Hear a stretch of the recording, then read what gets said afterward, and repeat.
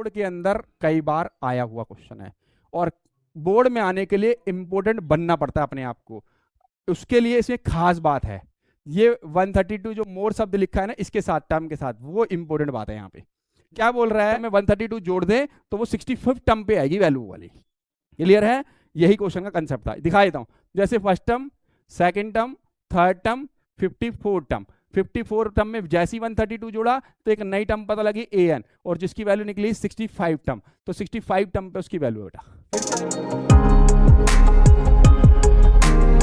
नया क्वेश्चन लेकर के, क्वेश्चन नंबर है 11 भाई, और ये बेटा बोर्ड के अंदर कई बार आया हुआ क्वेश्चन है और बोर्ड में आने के लिए इंपॉर्टेंट बनना पड़ता है अपने आप को।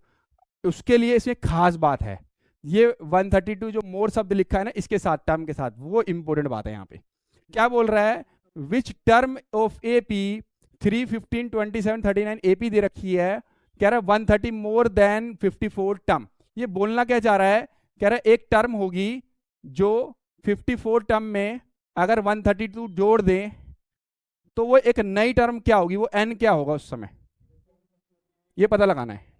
ठीक है, तो वो निकाल के पता लगेगा, ऐसे नहीं पता लगेगा। सबसे पहले a कितना है मेरे पास बेटा 3, d कितना है भाई 15 माइनस 3, a2 में से a1 माइनस कितना आ गया 12, d आ गया 12, a मिल गया d मिल गया। 54 टर्म निकाल लेते हैं। 54 टर्म का फॉर्मूला भाई a प्लस 53 d।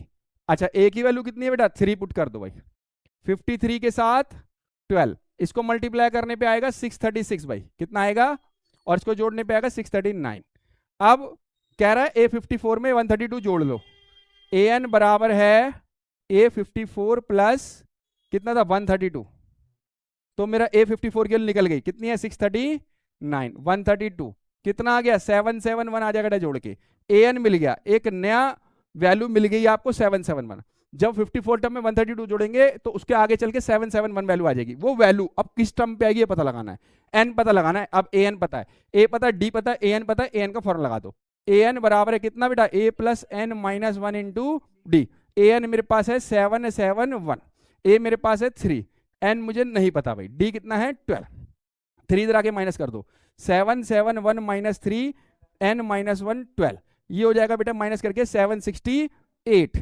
तो 768 इक्वल टू n माइनस 1, जो 12 मेरा यहाँ पे मल्टीप्लाई में था अब उधर जाके डिवाइड हो जाएगा, तो इधर जाके क्या कर देंगे डिवाइड, 12 पे ये कटेगा तो 64 पे जाएगा बेटा, आप इसको कट कर लेना, आ जाएगा आपका 64। n निकालना है तो 64 प्लस 1 कितना होता है बेटा 65, n जो है 65, मतलब 54 टर्म से कितनी टर्म आ गया है 11 टर्म, लेकिन आंसर हमारा यही है, फिर 65 टर्म पे आ रही वैल्यू वो। अगर हम 54 टर्म में 132 जोड़ दें तो वो 65 टर्म पे आएगी वैल्यू वाली। क्लियर है? यही क्वेश्चन का कंसेप्ट था। दिखा देता हूं, जैसे first term, second term, third term, 54 term. 54 term में जैसी 132 जोड़ा तो एक नई टर्म पता लगी an, और जिसकी वैल्यू निकली 65 टर्म। तो 65 टर्म पे उसकी वैल्यू बेटा है उसी सीरीज के अंदर। क्लियर है? डाउट तो नहीं है बेटा? ठीक है, थैंक यू। मिलते हैं नेक्स्ट वीडियो में। नेक्स्ट के पसंद आए तो करो लाइक, अगर आपको हमारे क्वेश्चन समझ आते हैं तो करो लाइक। हाँ, रिक्वेस्ट कर सकते हैं आपसे, लाइक, सब्सक्राइब और शेयर जरूर कर दीजिए।